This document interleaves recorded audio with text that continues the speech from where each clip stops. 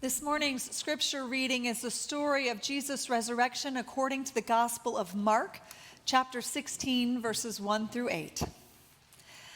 When the Sabbath was over, Mary Magdalene and Mary, the mother of James and Salome, brought spices so that they might go and anoint Jesus.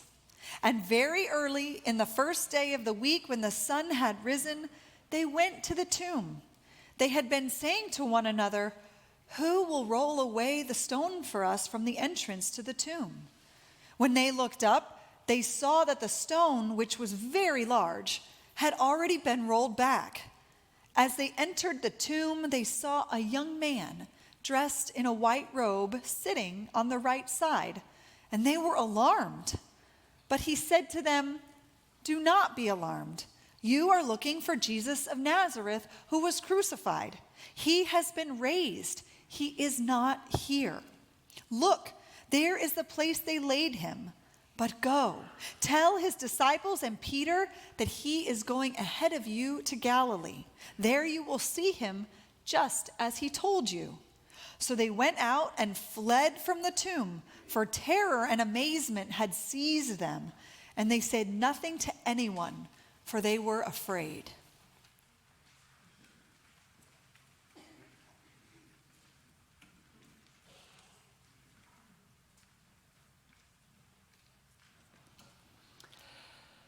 The story gets told of a woman by the name of Susan Minsky, a donut shop owner in Framingham, Massachusetts. Minsky was a die-hard Boston Red Sox baseball fan. And one morning, a customer came into the donut shop, bought his coffee and donut, and put on the counter an envelope of tickets. "Susan, you can go to the game tomorrow night." The game was against the arch-rival New York Yankees, and Susan showed up at Fenway Park, then found her seat, but much to her surprise, she didn't like it very much. She had a seat with an obstructed view. You see, there is in Fenway Park 26 different stone poles that help the upper deck. And in and behind one of these stone poles, there lies a seat. It's in section 23, row 10, seat 7, that according to Boston Red Sox fans and internet junkies, may be the absolute worst seat in all of professional sports. You cannot see the pitcher, you cannot see the hitter, or the entire right side of the field. Well, the Red Sox won in extra innings, and the next day the customer showed back up at the donut shop and said, "Susan, how'd you like it?" She said, "Well, I got to see a lot of stone pole." And the customer then replied, "You know, those have been my season tickets for 8 years, and I have yet to actually see the Red Sox win." You know, when you think about it, the story of Easter begins with an obstructed view.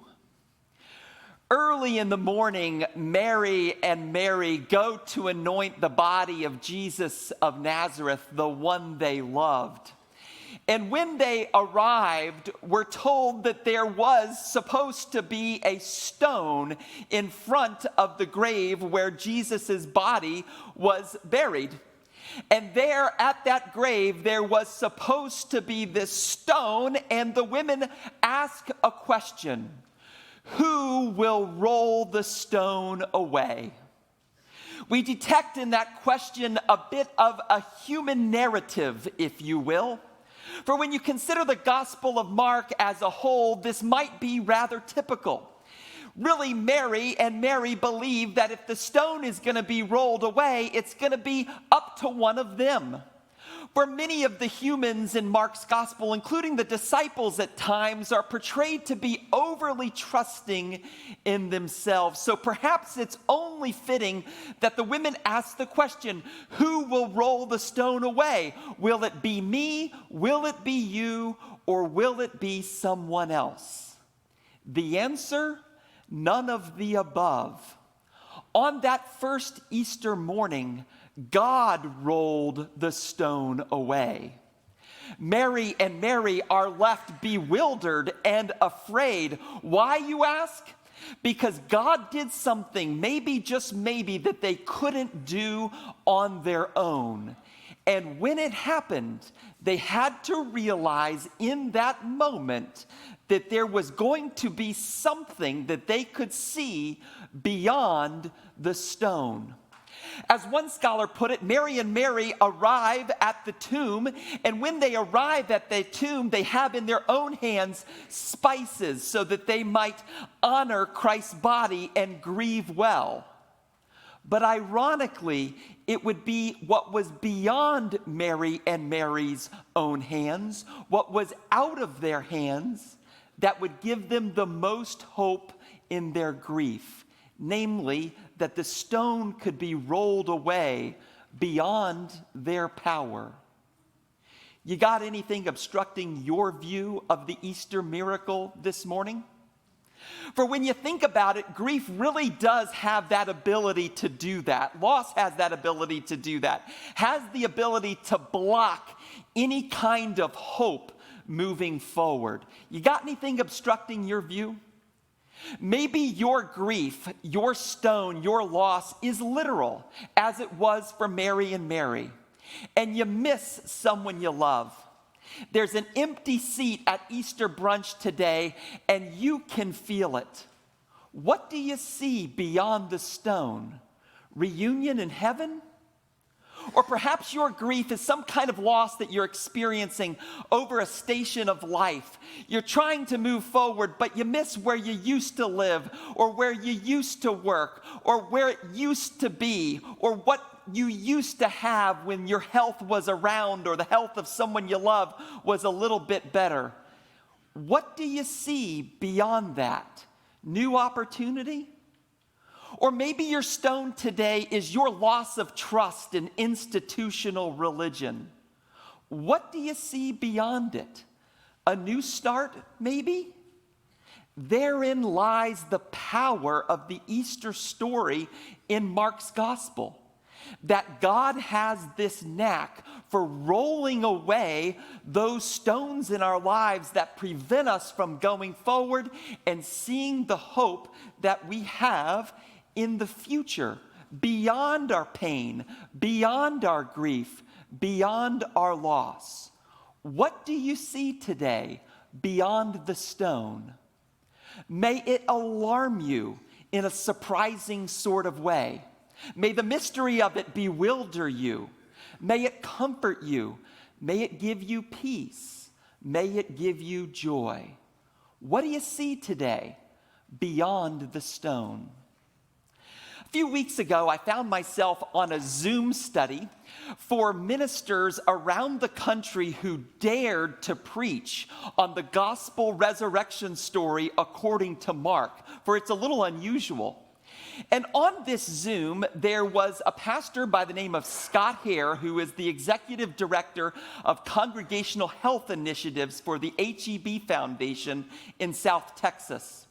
And Hare was likening our grief to a great big stone, how it can burden us, especially our feelings of loss. And he shared back with the group on the screen a wise one-liner about Mark's narrative of the resurrection that really hit home with me. Hare said, you get the sense that in Mark's gospel, the stone got rolled away by God, not just so that Jesus could escape, but rather so that Mary and all of us could see in. What do you see beyond the stone? The Gospel of Mark ends in an unusual way in that it really doesn't end. It is a story that has no neat bow on it. Jesus doesn't appear back to Mary and comfort them. There is very little resolution, and we're almost left hanging. As one theologian put it, God in Mark's gospel functions only as the great unblocker. And then we're just left hanging. What if the reason why we're left hanging is because the Easter narrative is meant to be completed in your life and in mine? What do you see beyond the stone? I'll close this morning with a final story. It comes from a Christian author and preacher by the name of Tony Campolo. And he was telling a story once upon a time about how hard it is to see any kind of hope beyond grief and loss, especially the really thick kind that can just feel so hardened where we get so stuck. And the story was about a young boy who was being raised by a single mother, and mom would often depart at night to wait tables, and boy was left alone. And so mom shared back with boy, if anything ever happens and you need help when I'm not around, be sure to pick up the telephone and dial 0 for the operator and ask her advice. Well, sure enough, one evening, the boy's pet canary got sick and passed away. And so he picked up the phone and he dialed 0 and he got the operator. And the operator was sharing back with him some words of comfort and shared back with the boy, you have to remember, there is another world in which to sing. There is another world in which to sing. And the boy really appreciated the operator's advice.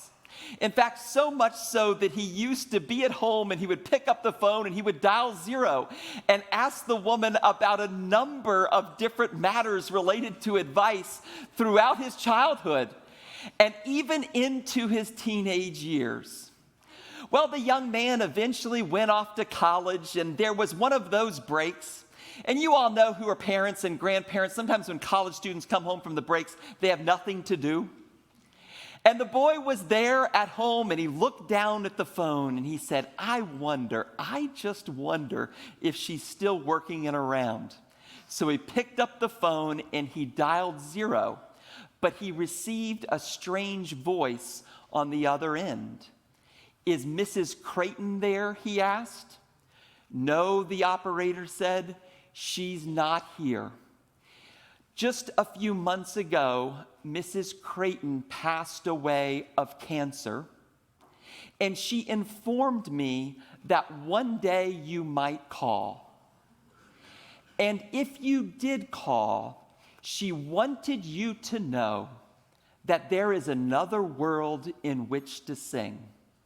There is another world in which to sing. Do you see that world today? What do you see beyond the stone? The woman arrived at the entrance of the tomb, and the large stone had been rolled away. Obstructed view no more.